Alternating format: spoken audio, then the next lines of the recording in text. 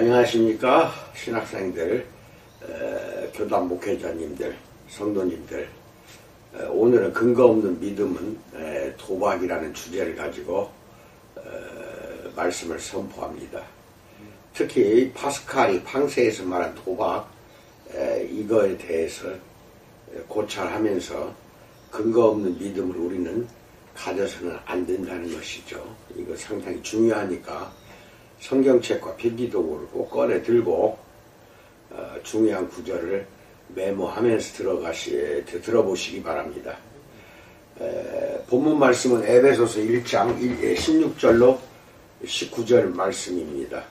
내가 기도할 때 기억하며 서로 너희로 말미암아 감사하길 그치지 아니하고 우리 주 예수 그리스도의 하나님 영광의 아버지께서 지혜와 계시의 영을 너희에게 주사 하나님을 알게 하시고 너희 마음의 눈을 밝히사 그의 부르심의 소망이 무엇이며 성도 안에서 그 기업의 영광의 풍성함이 무엇이며 그의 힘의 위력으로 역사하심을 따라 믿는 우리에게 베푸신 능력이 지극히 크심이 어떠한 것을 너희로 알게 하시기를 구하노라 라는 바울사도의 말입니다. 앞서 나의 깊은 우려를 밝혔듯이 세상의 대다수 사람들은 성경의 진리성을 입증하는 복잡한 역사적 논증을 접할 수가 없습니다. 그런 논증을 공부할 도구나 시간이 없는 사람들이 대부분입니다. 그뿐 아니라 그런 논증의 결과는 개연성에 그칠 뿐이어서 성경에 대한 확신이 현 상태의 역사적 연구를 이해하는 정도만큼 밖에는 견고하지 못하다는 느낌을 남기고 맙니다.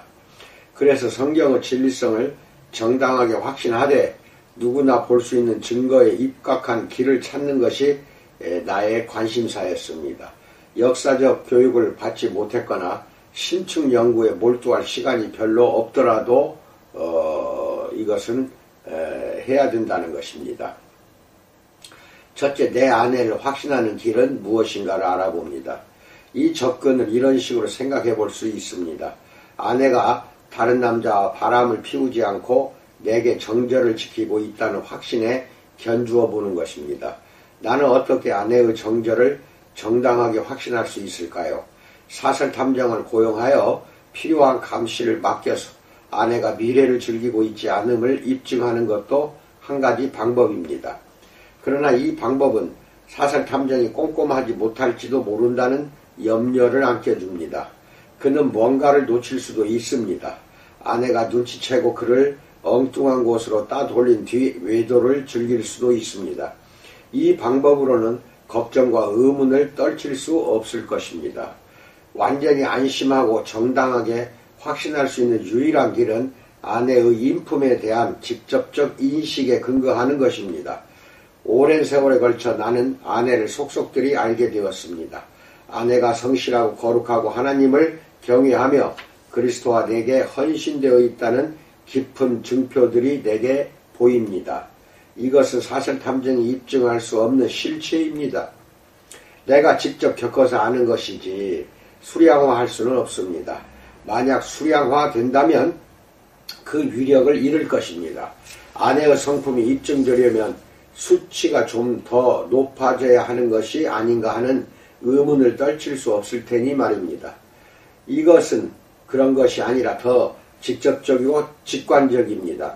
그렇다고 단지 주관적인 것은 아닙니다. 함께 지내온 무수한 시간과 경험에 근거한 것입니다. 아내의 충실성을 이런 방식으로 알면 내 인생을 걸만한 정당한 확신이 나옵니다. 고민할 것 없이 편하게 잠잘 수 있습니다. 한낱 인간이며 부족한 죄인인 아내의 경우에도 이런 방식이 가능하건대 하나님 말씀의 진리성과 충실성을 직접적 방식으로 아는 것은 얼마나 더 가능하겠습니까? 그분이 감화하신 성경 속에 그분의 거룩하고 영광스러운 성품이 나타나 있으니까 말입니다. 그래서 이번 설교에서는 성경의 진리성을 아는 이런 방식을 파스칼의 도박과 연결시켜 탐색하고자 합니다. 그러면 성경을 정당하게 확신하는 법을 더 명료히 이해할 수가 있습니다. 내가 그렇게 생각하는 이유는 파스칼의 불충분한 도박이 우리를 성경 자체로 돌려보내기 때문입니다. 여기서 얻는 깨달음은 성경이 진리임을 아는 법에 대한 우리의 이해를 더 심화시키고 다져주게 됩니다.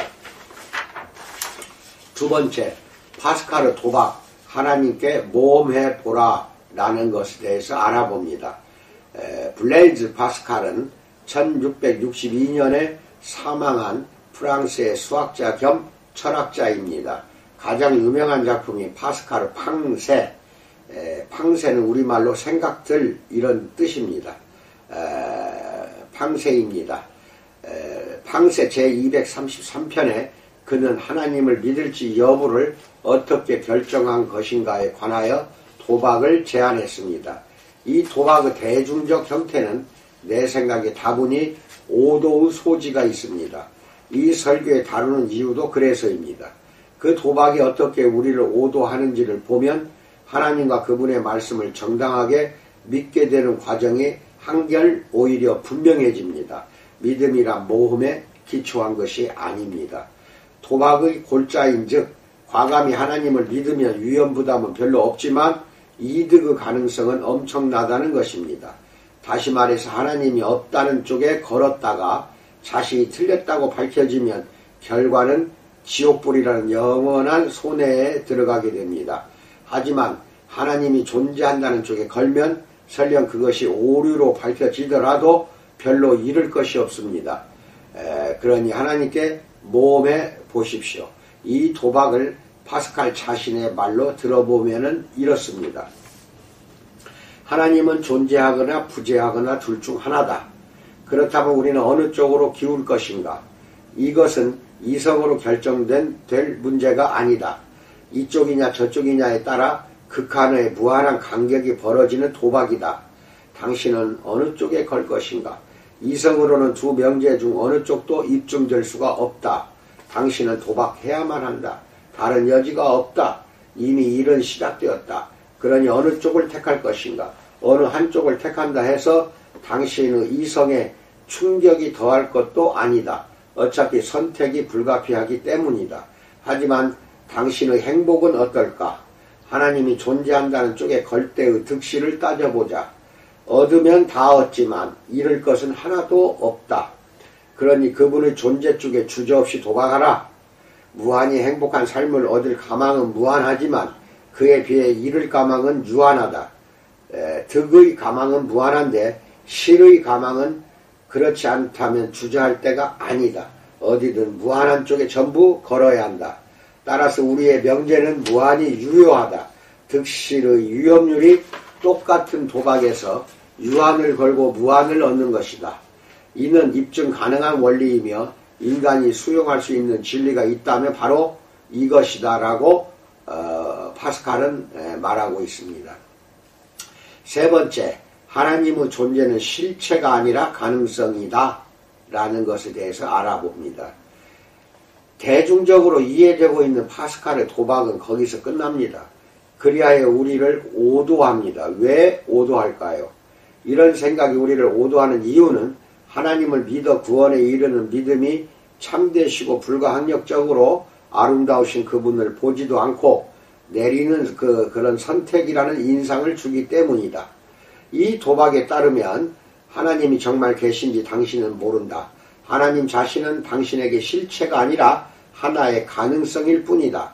자연을 보거나 그리스도께서 십자가에 죽으시고 부활하신 복음의 이야기를 보아도 설득력 있고 아름다운 하나님의 영광은 보이지 않는다. 그럼에도 이 도박은 당신은 선택해야만 한다면서 그분을 택하라. 단 당신이 그분을 택하는 근거는 설득력 있고 매혹적인 영광을 보아서가 아니다 라고 말합니다. 그러나 성경에 따르면 그런 선택은 영원한 가치가 없으며 구원에 이르는 믿음도 아닙니다. 그것은 초자연적인 차원이 아니라 순전히 자연적 차원이며 알지도 못하는 무엇에 끌리는 것입니다. 하나님을 모르기에 세상 것들에서 누리는 행복이 영원히 지속되고 더 나아지기를 바라는 것 뿐입니다. 구원에 이르는 믿음은 그렇지 않습니다. 그 기초는 하나님 자신이라는 초자연적 실체를 통해 행복을 보고 맛본 데 있습니다. 성경에 따르면 죽어있는 영혼 안에 살아있는 믿음이 태동하려면 중생의 기적이 반드시 필요합니다. 요한일서 5장 1절 예수께서 그리스도이심을 믿는 자마다 하나님께로부터 난 자니 또한 낳으신 이를 사랑하는 자마다 그에게서 난 자를 사랑하느니라 이렇게 말합니다. 믿음은 그렇게 해서 생겨납니다. 그렇게 새롭게 태어나지 않으면 우리는 한낱 육신과 자연적 인간에 불과합니다. 육으로 난 것은 육이요 영으로 난 것은 영이라고 사도 요한은 요한복음 3장 6절에서 말합니다. 육신의 생각은 하나님께 굴복할 수 없고 로마서 8장 7절 찾으세요. 하나님을 기쁘게 할 수 없으며 로마서 8장 8절 찾으세요. 하나님의 것들을 보아도 그것이 어리석어 보일 수밖에 없다. 고린도전서 2장 14절을 보세요. 고린도후서 4장 4절입니다. 그 중에 이 세상의 신이 믿지 아니하는 자들의 마음을 혼미하게 하여 그리스도의 영광의 복음의 광채가 비치지 못하게 함이니 그리스도는 하나님의 형상이니라 라고 사도 바울은 말합니다. 그러므로 구원에 이르는 믿음이 생겨나려면 하나님이 회개를 주셔야 합니다. 디모데후서 2장 25절 거역하는 자를 온유함으로 훈계할지니 혹 하나님이 그들에게 회개함을 주사 진리를 알게 하실까 하며 라고 나옵니다. 즉 영적으로 죽은 사람을 그분이 다시 살리셔야 합니다. 베드로전서 1장 23절 에베소서부터입니다. 에베소서 2장 5절 허물로 죽은 우리를 그리스도와 함께 살리셨고 너희는 은혜로 구원을 받은 것이라 라고 말하며 이렇게 베드로전서 1장 23절 너희가 거듭난 것은 썩어질 씨로 된 것이 아니요 썩지 아니할 씨로 된 것이니 살아있고 항상 있는 하나님의 말씀으로 새롭게 태어나면 하나님의 영광을 아는 빛이 주어진다라고 말하고 있습니다. 고린도후서 4장 6절 어두운데 빛이 빛이라 말씀하셨던 그 하나님께서 예수 그리스도의 얼굴에 있는 하나님의 영광을 아는 빛을 우리 마음에 비추셨느니라 라고 바울사도는 말합니다. 이렇게 영적 시력을 초자연적으로 받아서 그리스도 안에 있는 하나님의 영광을 보면 그것이 구원에 이르는 믿음의 기초가 됩니다. 육안으로 하늘의 해를 보는 것만큼이나 마음의 눈으로 하나님도 볼 수가 있습니다. 그리스도 안에 있는 하나님의 영광을 보는 사람은 거기에 매료됩니다. 제일 좋아하는 음식이 입안에 들어왔을 때 그 즐거움을 물리칠 수 없듯이 그분의 영광도 도저히 물리칠 수 없습니다. 그때부터 당신은 하나님을 제일 좋아하게 됩니다. 눈이 뜨여 그분의 설득력 있고 매혹적인 아름다움을 보았기 때문입니다. 그분의 지고한 아름다움을 보면 그 무엇보다도 그분을 더 사모하게 됩니다. 그러므로 단순한 대중적 관점에서 보면 파스칼의 도박은 사람을 오도합니다. 하나님의 존재를 믿기로 선택하기만 하면 실제로 그분 안에서 영원한 행복을 얻을 수 있다는 인상을 풍깁니다. 그분의 설득력 있고 매혹적인 영광을 보거나 맛보지 않더라도 말입니다. 그러나 성경에 따르면 그것은 구원에 이르는 믿음이 아닙니다. 앞에서 보았듯이 근거 없는 믿음은 믿음의 대상의 신뢰성을 드러내주지를 못합니다. 도박의 믿음이 인정하는 하나님은 참되거나 아름다우신 분이 아니라 알 수 없는 모험의 대상일 뿐입니다. 이는 하나님을 영화롭게 하지 못함에 따라서 구원에 이르는 믿음이 아닙니다. 구원에 이르는 믿음은 신실하게 약속을 지키는 하나님을 영화롭게 합니다. 로마서 4장 20절을 찾아보세요. 영원한 가치를 지닌 믿음은 정당한 근거에 기초한 믿음뿐입니다. 그런데 파스칼의 도박의 대중적 형태는 마치 모험으로 영생을 얻을 수 있다는 인상을 풍기고 있습니다. 네 번째, 근거 없는 믿음은 구원에 이르지 못한다에 대해서 알아봅니다. 사실은 파스칼도 자신의 도박에 이런 문제가 있음을 인식했습니다. 이 도박이 대중적으로 활용될 때 대체로 그 문제가 관과될 뿐입니다. 그를 공정하게 대하려면 이 점도 밝혀야 합니다. 그는 독자들이 이 도박에 이렇게 반응할 것을 내다보았습니다. 나도 그렇게 고백하고 인정한다. 하지만 그래도 카드를 뒤집어 볼 방도가 전혀 없단 말인가? 물론 있다. 성경과 그 나머지 등을 보면 된다. 그야 그렇지만 나는 손이 묶여있고 입이 막혀있다. 자유가 없어 도박이 불가피하다. 나는 해방된 상태가 아니면 도저히 믿지 못하도록 되어 있다. 이럴 때는 어떻게 해야 하는가? 이에 대해 파스칼은 이렇게 다 대답합니다. 맞는 말이다. 하지만 당신의 능력으로는 믿을 수 없음을 최소한 깨달으라. 이성으로 거기까지 갈 수는 있지만 믿을 수는 없다. 그럴 때는 하나님에 대한 증거를 늘릴 게 아니라 자신의 욕심을 줄이는 방식으로 확신을 꾀하라.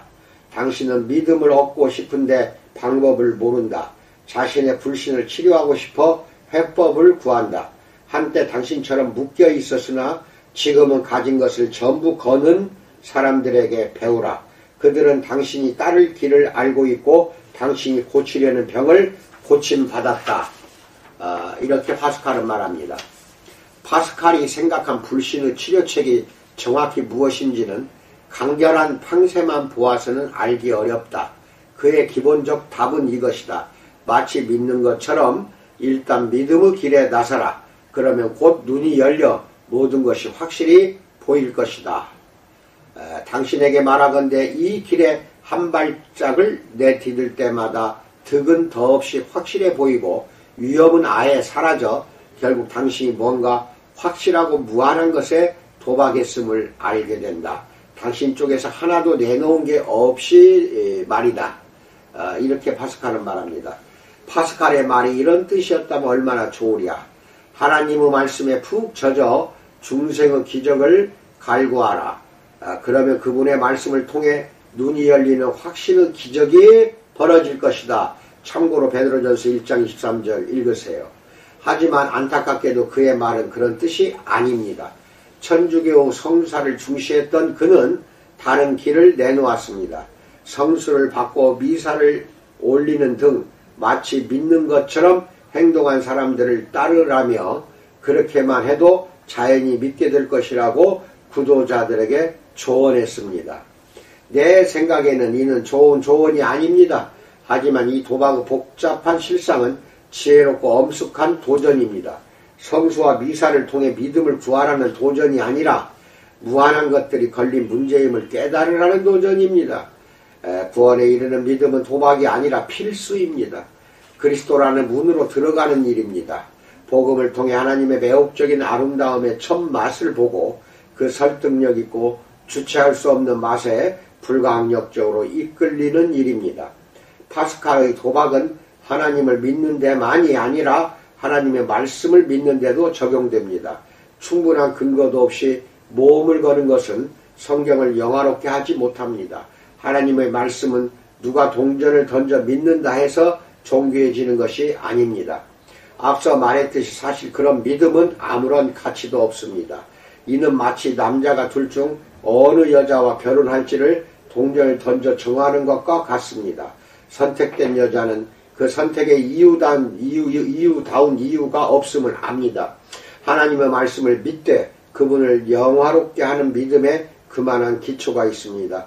즉 말씀 속에서 우리는 그분의 영광을 보았습니다. 그래서 이제 다른 데로 고개를 돌릴 수 없습니다. 이럴 때 그리스도와 그분의 말씀이 영화롭게 됩니다. 다섯 번째, 근거는 충분하나 설명하지 못할 수 있다라는 것에 대해서 알아봅니다. 하지만 그렇다고 해서 도중에 회의가 전혀 없다는 뜻은 아닙니다. 성경을 하나님의 말씀으로 받아들이는 모든 사람의 의식적 경험이 똑같다는 뜻도 아닙니다. 하나님의 말씀을 정당하게 확신하는 사람조차도 하나님의 영광이라는 말을 들어본 적이 없을 수 있습니다. 자체적 입증이니 내적 증언이니 설득력 있는 불가항력의 증거 같은 용어가 금시초문인 사람도 있을 수 있습니다. 자체적으로 입증된 하나님의 실체를 성경에서 보는 경험은 그 경험을 설명할 수 있는 능력과는 크게 다릅니다. 둘은 똑같지 않습니다.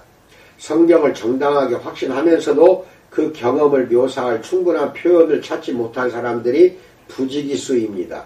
내가 쓰는 용어들로 충분히 다 표현된다고 주장할 생각도 없습니다. 그러니 분명히 해둡시다. 성경을 통해 예수 그리스도의 얼굴에 있는 하나님의 영광을 보는 기적을 맛본 사람도 자신이 성경을 믿는 이유를 충분히 설명하지 못할 수 있습니다. 믿음의 근거는 충분하나 어떻게 그런지 자신도 모를 수 있습니다. 여섯 번째, 말씀에서 그리스도의 아름다움을 보다에 대해서 알아봅니다. 일례로 도끼치 이시이가 회심하고 처형당한 이야기를 생각해 보십시다. 그는 1918년 도쿄에서 살인죄로 교수형에 처해진 사람입니다. 투옥 횟수만 또 20회가 넘으며 잔인하기가 호랑이 같다고 알려져 있었습니다. 한 번은 간수를 폭행한 뒤에 결박하고 재갈 물린 채로 발끝이 땅에 닿지 않게 몸이 매달려졌는데 그런데도 그는 고집스럽게 자신의 잘못을 인정하지 않았습니다. 그가 사형 선고를 받기 직전에 미스 웨스트와 미스 맥도날드라는 두 그리스도인 선교사가 그에게 신약 성경을 보냈습니다. 미스 웨스트가 면회를 다녀간 뒤로 그는 예수님이 재판받으시고 처형당하신 이야기를 읽기 시작했습니다. 그러다 한 문장에 시선이 고정되었습니다. 누가복음 23장 34절입니다. 아버지 저들을 사하여 주옵소서 자기들이 하는 것을 알지 못함이니이다. 이 문장이 그의 삶을 바꾸어 놓았습니다. 이렇게 말합니다. 나는 거기서 멈추었다. 내 심장이 기다란 못에 찔린 것 같았다. 이 구절이 내게 보여준 것은 무엇인가? 그리스도의 심장에서 터져나온 사랑이라 해야 할까? 그분은 긍휼이라 해야 할까? 뭐라고 불러야 할지 모르겠다. 다만 말할 수 없이 감사한 마음으로 내가 믿었음을 알 뿐이다 라고 이 시인은 고백합니다. 하나님 말씀의 능력이 정당한 믿음을 불러일으킨다는 내 말이 바로 그런 뜻입니다. 신자가 자신에게 벌어진 일을 표현할 방도를 모를지라도 말입니다. 예수의 생애라는 문맥 속에서 이 한 문장 아버지 저들을 사하여 주옵소서 자기들이 하는 것을 알지 못함이니이다. 이런 것이 번갯불처럼 하나님의 아름다움을 참되고 설득력 있게 보여주었던 것입니다. 그것으로 충분합니다. 믿음이 태동했고 그 기초는 탄탄했습니다. 도키치는 사형 선고를 하나님은 공명정대한 심판으로 받아들였습니다. 그를 믿음에 이르게 한 말씀이 또한 놀랍게 그의 믿음을 지켜주었습니다. 죽음이 임박했을 때 미스 웨스트가 그에게 의인이 고난에 관한 고린도후서 6장 8절로 10절 말씀을 보여주었습니다. 그는 이 말씀에 아주 깊이 감동하여 이렇게 썼습니다. 근심하는 자 같으나 항상 기뻐하고 사람들은 내가 날마다 사형집행을 되게 하고 있으니 필경 마음이 몹시 슬프겠다고 말할 것이다. 하지만 그렇지 않다. 나는 슬프거나 괴롭지 않고 고통도 없다. 가로 2m, 세로 3m 크기의 감방에 갇혀 있지만 전에 하나님을 모르고 죄를 일삼던 시절보다 무한히 더 행복하다. 밤낮으로 예수 그리스도와 대화를 나눈다라고 고백합니다. 여기 열쇠가 있습니다. 하나님의 말씀을 통해 도끼치 이 시인은 살아계신 하나님을 참으로 만났습니다. 그리스도의 얼굴에 있는 하나님의 영광을 보았습니다. 이제 그는 하나님을 압니다. 하나님을 모르던 시절보다 더 행복하다. 이것이야말로 아름다움에 확실히 기초한 진정한 지식이었습니다. 자신을 죽이는 원수들을 위해 기도하며 그들을 위해 죽으시는 그분에게서 그는 아름다움을 보았던 것입니다. 도끼치는 자신의 경험을 놀랍도록 인상적으로 표현했지만 그 경험의 진정성은 그것을 말로 표현하는 능력에 달려있지 않았습니다. 일곱 번째, 지성을 뛰어넘어 확신에 이르다에 대해서 알아봅니다. 성경에 나타난 하나님의 영광을 진정으로 경험하는 일은 인간의 미흡한 표현력 때문에만 흐려지는 것이 아닙니다. 회의도 그것을 흐려지게 하지만 그러면서도 여전히 진정한 경험일 수 있습니다. 이런 회의의 해결책이 때로는 파스칼의 도박, 그냥 성경의 모험을 걸라처럼 보일 수도 있습니다. 그럴 수도 있다고만 말하는 이유는 진정한 믿음, 즉 정당한 근거가 있는 믿음에는 늘 그 이상이 있기 때문입니다. 성경에 대한 빌리 그레이엄의 확신이 흔들렸던 일이 좋은 예입니다. 이 위기는 1949년에 정점에 달했습니다. 1948년에 그의 친구 찰스 템플턴이 성경의 완전성을 회의하며 토론토 목사직을 버리고 프리스턴 신학대학원에 들어갔습니다. 빌리는 템플턴을 추천하면서 그가 옥스퍼드를 택했더라면 자기도 동행했을 것이라고 말했습니다. 빌리도 대학원 과정을 동경했다. 또한 그의 생각 속에도 회의가 끓어오르고 있었습니다. 다만 그가 느끼기에 자신과 템플턴은 가는 방향이 달랐습니다. 템플턴은 회의를 부추기는 쪽이었지만 그레이엄은 회의를 해소하려는 쪽이었습니다. 빌리의 회의는 막역한 것이 아니었습니다. 이미 그는 성경 속에서 하나님의 능하신 손을 보았습니다. 본인도 알았듯이 그가 성경을 하나님의 말씀으로 취하여 전하면 그의 설교의 능력이 나타났다. 시름에 짓눌리고 도덕적으로 파산한 남녀들이 생기있게 살아나는 모습을 이미 본 그였다. 이후로 여러 해 동안 그는 이렇게 말하곤 했습니다.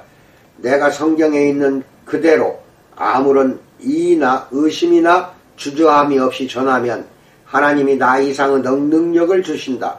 내가 성경은 말합니다. 라고 말하면 하나님이 내게 신기한 능력을 주신다. 나로서는 다 이해할 수 없는 일이다. 성경책을 들면 마치 내 손에 양날 검이 들린 것 같다라고 고백합니다.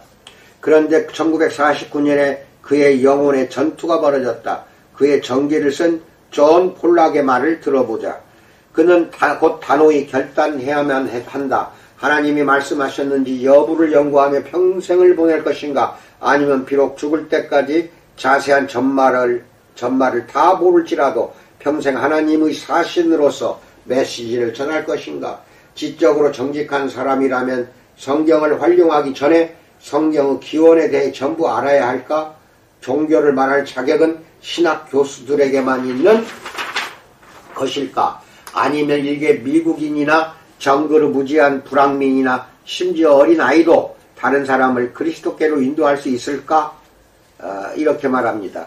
위기는 1949년 8월 캘리포니아주 샌버나디노 인근의 포레스트 홈 수련원에서 고비에 이르렀다라고 말합니다.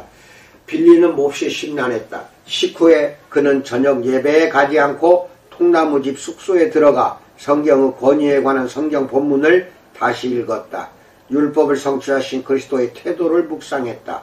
그분은 성경을 사랑하셨고 늘 인용하셨으며 단 한 번도 성경이 틀렸을 수 있다고 암시하신 적이 없다. 빌리는 숲으로 나가 막연히 산을 올랐다.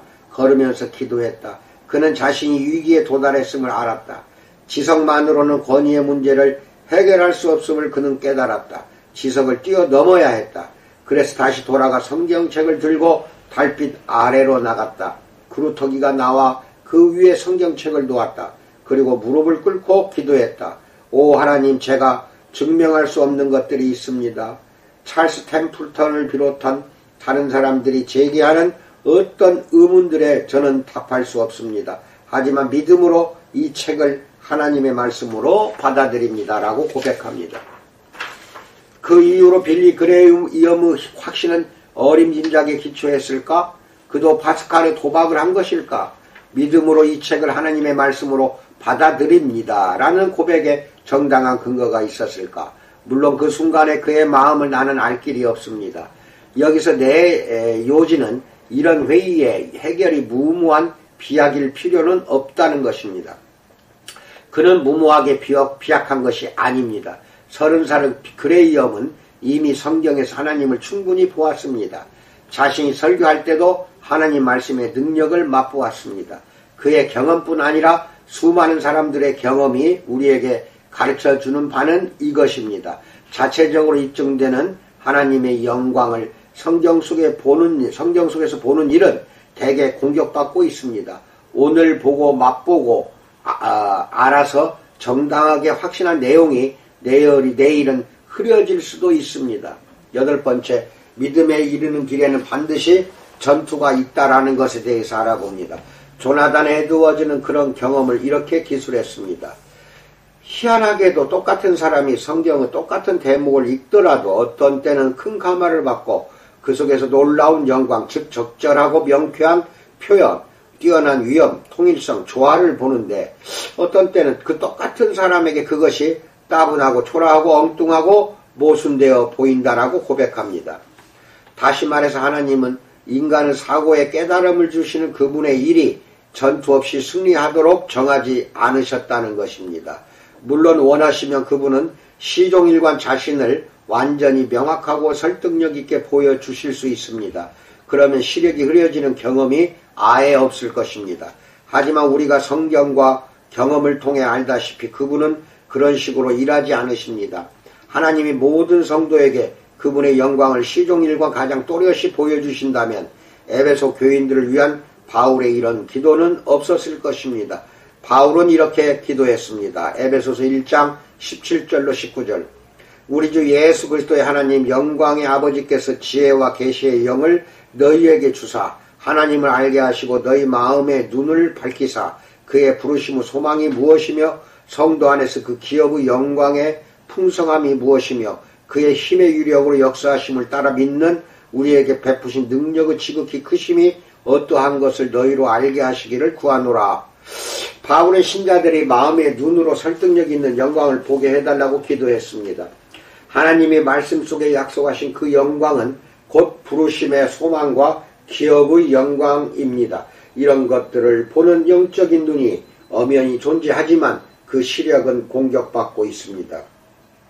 우리는 그분의 영광을 보려고 기도로서 싸우고 하나님의 말씀을 꾸준히 바라봄으로써 싸웁니다. 그 영광이 우리의 정당한 소망을 지탱시켜 줍니다. 바울은 에베소 교인들을 위해 이런 기도도 했습니다. 에베소 3장 18절로 19절. 능히 모든 성도와 함께 지식에 넘치는 그리스도의 사랑을 알고 그 너비와 길이와 높이와 깊이가 어떠함을 깨달아 하나님의 모든 충만하신 것으로 너희에게 충만하게 하시기를 구하노라. 근육의 힘이 아닌 영적인 능히가 존재합니다. 그 힘으로 우리는 하나님의 말씀 속에 나타난 그리스도의 사랑을 알고 깨닫게 됩니다. 그리스도의 사랑은 독보적인 너비와 길이와 높이와 깊이가 있어서 자체적으로 입증되는 실체입니다. 하나님이 능히 보게 해주시면 마음의 눈으로 그것을 볼 수 있습니다. 그 실체를 보고 나면 그것이 참인 것을 압니다. 인간의 힘으로는 누구도 이것을 만들어낼 수 없습니다. 하지만 이 확신은 공격받고 있습니다. 그래서 바울은 그들을 위해서 기도했습니다. 누군가 이렇게 묻는다고 합시다. 성경에 보는 하나님의 거룩한 실체가 하루는 밝았다가 하루는 흐렸다가 한다면 어느 쪽을 믿어야 할지 어떻게 아는가? 나의 대답은 이렇습니다. 성경 속에서 하나님의 거룩함을 또는 그분의 말씀 속에서 그분의 순결하고 지구하고 초월적인 가치와 아름다움을 참으로 보고 나면 공격받는 기간 중에도 그 광경이 당신을 붙들어 줍니다. 말씀을 통한 하나님의 증언과 흐릿한 어두움의 증언은 질적으로 무한히 다릅니다. 싸움이 너무 치열하여 그 순간 당신의 생각 속에서 하나님의 빛과 인간의 어둠이 구별되지 않을 수는 있습니다. 그러나 하나님은 그분에게서 나서 성령을 받고 그분의 영광을 본 사람들은 끝까지 붙들어 주실 것을 약속하셨습니다.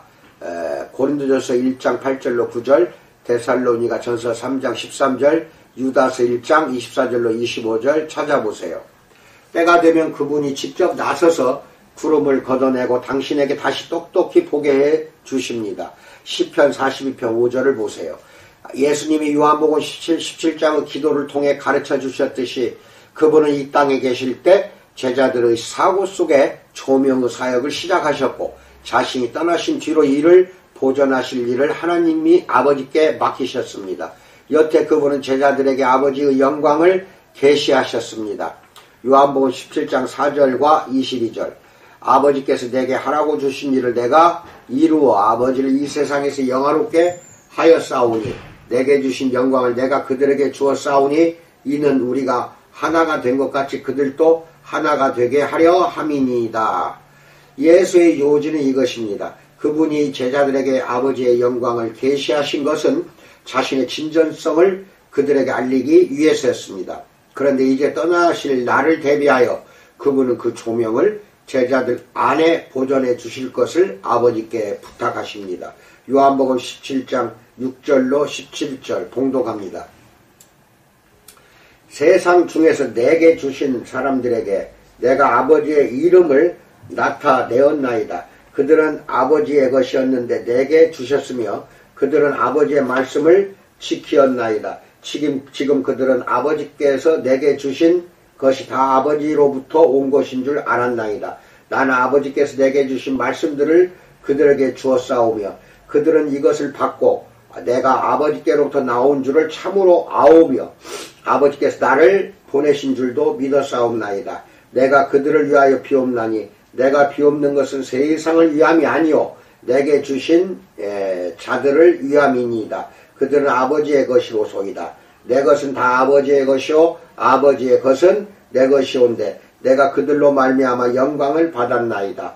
나는 세상에 더 있지 아니하오나 그들은 세상에 있사옵고 나는 아버지께로 가옵나니 거룩하신 아버지여 내게 주신 아버지의 이름으로 그들을 보존하사 우리와 같이 그들도 하나가 되게 하옵소서. 내가 그들과 함께 있을 때 내게 주신 아버지의 이름으로 그들을 보존하고 지키었나이다. 그 중에 하나도 멸망하지 않고 다만 멸망의 자식뿐이오니 이는 성경을 응하게 함이니이다. 지금 내가 아버지께로 가오니 내가 세상에서 이 말을 하옵는 것은 그들로 내 기쁨을 그들 안에 충만히 가지게 하려 함이니이다. 내가 아버지의 말씀을 그들에게 주었사오매 세상이 그들을